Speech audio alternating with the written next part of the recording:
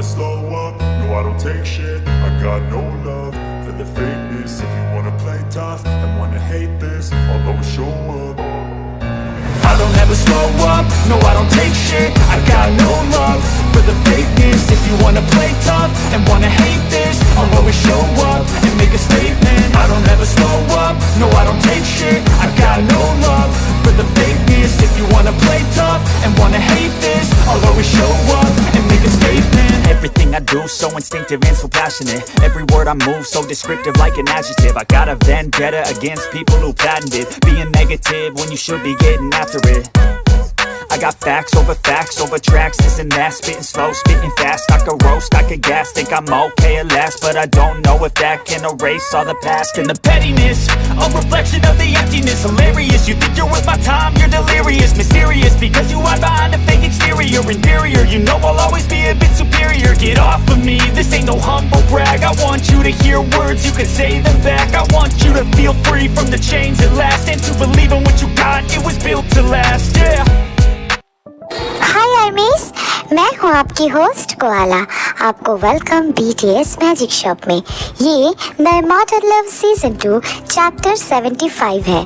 Chapter 74 में हम लोगों ने देखा था कि यॉनजन स्काईबेंडर से कांटेक्ट करने की कोशिश की थी। अब देखना बाकी है कि आगे क्या होता है।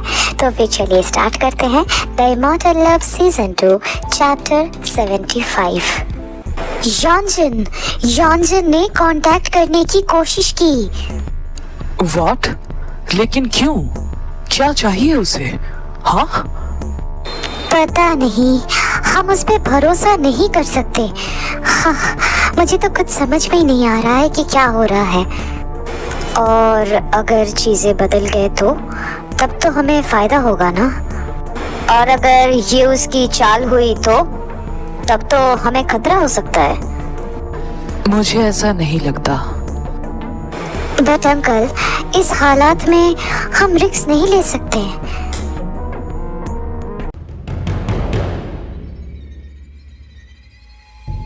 लेकिन तुमने ही तो कहा था कि यॉनजन और डार्क लॉर्ड में बहस हुई थी जब तुम और शिंजो हेल में गए थे। शायद यॉनजन को डार्क लॉर्ड का असली चेहरा दिखा कि वो डार्क लॉर्ड कितना सेल्फिश है। अपना मकसद पाने के लिए वो यॉनजन को कैसे दांव पे लगा सकता है। हाँ, मैंने कहा था, मुझे जो दिखा था मैंने वही कहा था। लेकिन अंकल, यॉनजन पे भरोसा करने का मतलब उसको हमारा लोकेशन पता होना, ये हम नहीं होने दे सकते, है ना? देखो बेटा, अगर वो तुमसे कांटेक्ट करने के बाद बस तुम्हारा लोकेशन और करंट स्टेटस के ऊपर सवाल करे, तब समझ जाना कि वो बस हमारा लोकेशन जानने के लिए ही हमसे कांटेक्ट करने की कोशिश कर रहा है। बट अगर वो सिर्फ खुद के करंट स्टेटस पर बात करे या फिर हेल में क्या चल रहा है उसके ऊपर हमें कोई हिंट दे, तो समझना पड़ेगा कि वो इस वॉर में हमारे तरफ से है। हमें इतना रिस्क तो लेना ही पड़ेगा, है ना? क्योंकि सामने से वो आ रहा है, हमसे कांटेक्ट करने की कोशिश कर रहा है। हम इसे ऐसे ही जुटला नहीं सकते। लेकिन अंकल, रिस्क तो रह ही जाएगा ना। लेकिन हमें इतना रिस्क तो लेना ही पड़ेगा ना, वरना हम आगे कैसे बढ़ेंगे? एक ही जगह पे अटक के रह जाएंगे। ठीक है, मैं समझ गई। मैं उससे जुड़ने की कोशिश करती हूँ।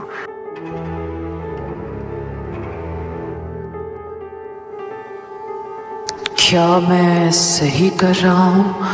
क्या ते मुझ पर भरोसा करेगी?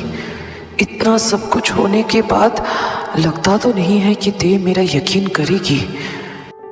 यॉनजन, क्या हम बात कर सकते हैं? मैं ते हूँ। कियारा ने बताया तुम मुझसे बात करना चाहते हो। क्या हम अभी बात कर सकते हैं? हाँ, ते नो, नहीं, अभी नहीं। अभी मैं सबके साथ हूँ, इंतज़ार करो। मैं खुद तुम्हें टेलीपैथी भेजता हूँ थोड़ी देर बाद, ठीक है? मुझे ते से बात करने के लिए यहाँ से निकलना पड़ेगा। डैड, मैं थोड़ा आता हूँ, मुझे कुछ काम याद आ गया। क्या? अभी तो कुछ देर पहले ही तुम बाहर से लौटे हो, तो फिर अचानक से कौन सा काम याद आ गया? हाँ, है कुछ काम, पर्सनल काम? पर्सनल काम? वो क्या हो सकता है?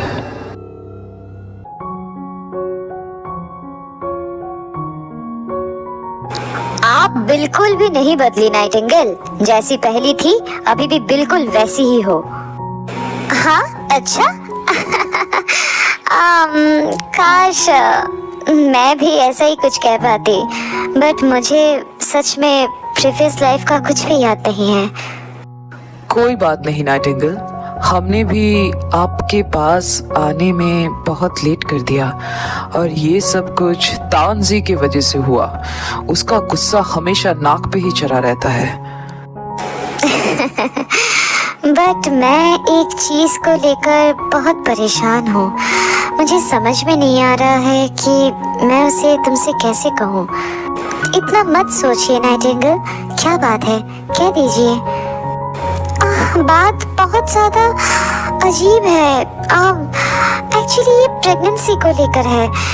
ऐसे वॉर के बीच में मैं प्रेग्नेंट रहूंगी तो वॉर में हिस्सा कैसे लूंगी, लड़ूंगी कैसे? अरे नाइटिंगेल, ये कोई बड़ी बात ही नहीं है। हाँ, जैसे कि तुमने बहुत सारे बच्चे पैदा किया है ना? सो शट अप। अब हाँ ठीक है, मैंने नहीं लेकिन मेरी ओमेगा ने तो किया है। शट अप इको, पागल कहीं का। हाँ, और नाइटिंगेल आप मेरी बात सुनिए, इसमें कोई प्रॉब्लम नहीं है।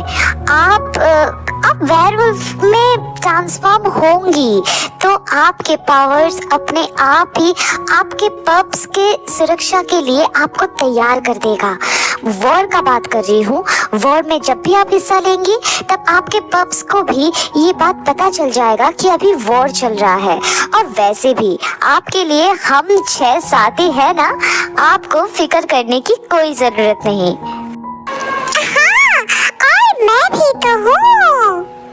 अरे तुम तो हमारे स्पेशल प्रोटेक्शन हो, हमारे छोटू भूत जी।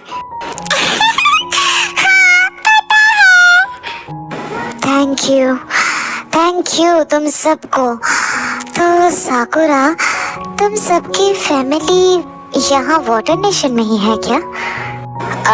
नहीं, हम उन्हें सिसिली के पहाड़ी में छुपा के आए हैं।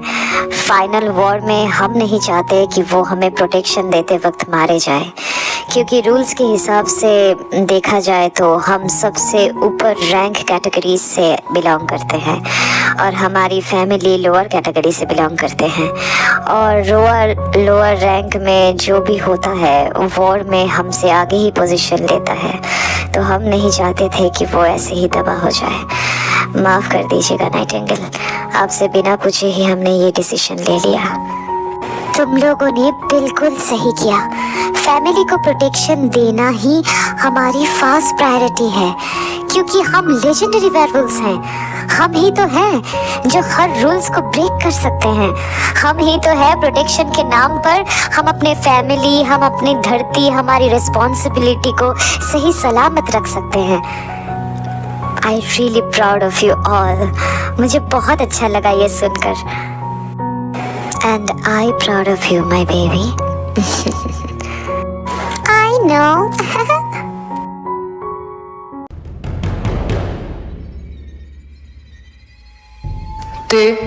क्या तुम मुझे सुन सकती हो?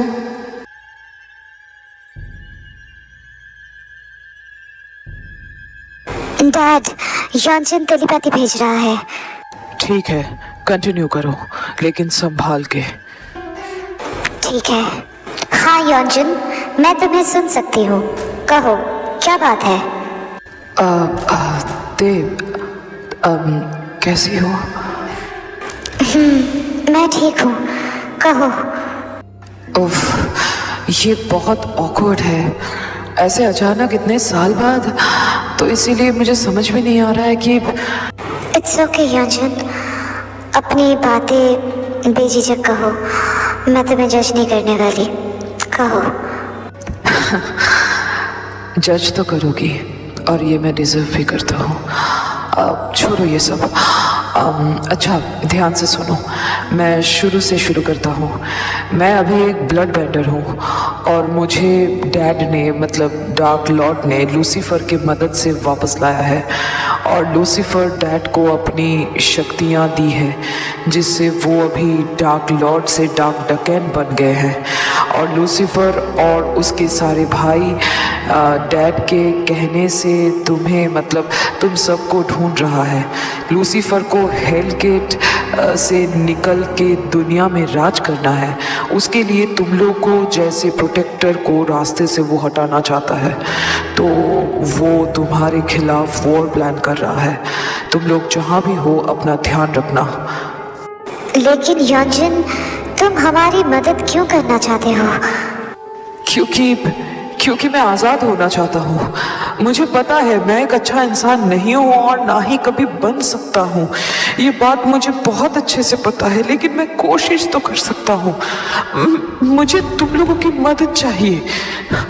मैं तुम लोगों की मदद इसीलिए कर रहा हूँ ताकि तुम लोग भी मेरी मदद करो। मदद? कैसी मदद? तो आज की स्टोरी बस इतना ही। ये वाला चैप्टर थोड़ा सा शॉर्ट है क्योंकि इसके बाद योंजन का पीओवी स्टार्ट हो रहा है और उसके बाद बहुत सारी चीज़ें खुल रही है आंखों के सामने, तो इसीलिए नेक्स्ट जो चैप्टर्स आएंगे बहुत ज़्यादा ही लॉन्ग आएंगे। मैं चाह के भी उसे छोटू नहीं बना सकती, लेकिन ये वाला चैप्टर मैंने थोड़ा सा छोटू रखा है क्योंकि नाइटिंगेल को भी पैम्पर्स की ज़रूरत है और इधर योंजन को भी अपना पीओवी बताना है, तो इसीलिए मैं ये चैप्टर को थोड़ा सा शॉर्ट रखी हूँ। ठीक है, तो आने वाले चैप्टर में हमें पता चलेगा कि क्या क्या आगे क्या होगा। ठीक है, तो जो भी हो, अगर ये चैप्टर तुम लोग को अच्छी लगी है तो लाइक कर देना, अपना फेवरेट पार्ट कमेंट में बताना और सब्सक्राइब करके अपने सारे आर्मीज फ्रेंड्स के साथ शेयर कर देना। और कोदा का आईजी अकाउंट का लिंक अबाउट सेक्शन में दिया हुआ है, प्लीज उसे भी जाके फॉलो कर लेना। ठीक है ना?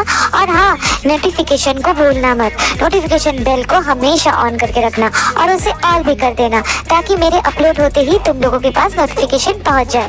ओके, तो फिर मैं मिलती हूँ नेक्स्ट चैप्टर के साथ। तब तक लव योरसेल्फ, थैंक यू, सारंगियो, बाय बाय गाइस, बाय।